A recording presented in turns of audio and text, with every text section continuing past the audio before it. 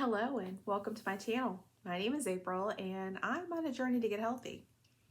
I started this journey last year on November the 4th and my progress is slow again this week, but I'm pushing full steam ahead. Um, I lost a total of 52.6 pounds so far and had a loss of 0.6 loss for the week, which is better than last week because I lost 0.2 last week, but it's still not where I want to be. My goal is to lose 1 to 2 pounds per week, and I will continue to be consistent and I will not get discouraged. This is a lifestyle change for me, and I will take any loss I can get. I am so excited to say that I finished my first virtual 5K with my husband on this past Saturday. It rained that morning, but the skies cleared up and we headed out while the sun was shining. We power walked, but we didn't run because I'm not really in any shape for running yet. Maybe like in another 40 pounds or so, maybe. I might be able to run then. There were 312 virtual runners and we finished in 252nd place. So it wasn't the best time, but at least we were not the last. So it was a lot of fun and we were able to explore a new trail that we had not been on before. We continued on the trail after the race was over and we walked a total of 4.5 miles.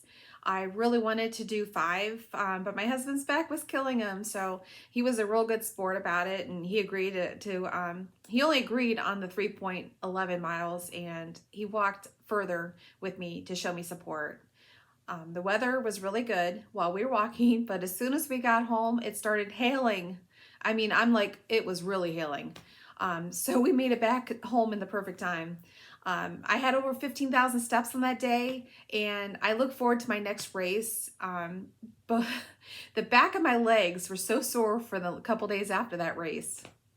Our weather was a bit chilly this week, so I did aerobic walking for the rest of the week. I really had to push myself to get my exercises in for a few days after the race because of being sore, but I still finished all the way through. When I didn't think I could go any further, I just focused on my breathing and just pushed ahead. I'm still babying my hip because I'm not 100% yet. While I am doing my aerobic walking, my husband, he does his walking on a treadmill at the same time. Because of his increased walking, and he's also cut out some of his foods that we put in his lunch, he did no sugar added applesauce and Nutri-Grain bars and yogurt. We cut those out, and we made substitutions like sugar-free Jello and sugar-free pudding and Fiber One bars. There's some that have 2 grams each, so we've added a couple of those in.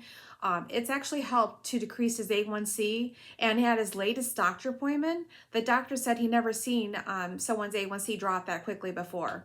So I'm really so proud of him, and he was really worried because he doesn't ever want to go on insulin. Both of our fathers were both diabetics, and they also took insulin. So that was always a fear of him, being a diabetic and having to take insulin. So he's looks like he's making a lot of improvements now. I made my husband John a new sugar-free snack. He was really craving banana bread pudding, so I thawed out some sugar-free Cool Whip. I scooped it into a large bowl. I folded in 1 package of sugar-free banana cream pudding. You don't add any milk to it. You just sprinkle in the powdered pudding into the Cool Whip. And then you stir in half of a package of sugar-free crumbled up shortbread cookies. You refrigerate that overnight so the cookies get soft. And then you serve it in a bowl with some sugar-free whipped cream on top of it. I did on one of the servings, I diced up some fresh banana and I put it on top of it. But you really don't need the banana. The pudding already brings out the banana flavor without the extra sugar. So this isn't like low calorie. It's just sugar-free. So if you're on a sugar-free diet, this might be for you. I've been drinking sparkling water for a couple weeks now, and I'm now mixing with half with water now, plain water, just to get me back on track to drinking regular water again.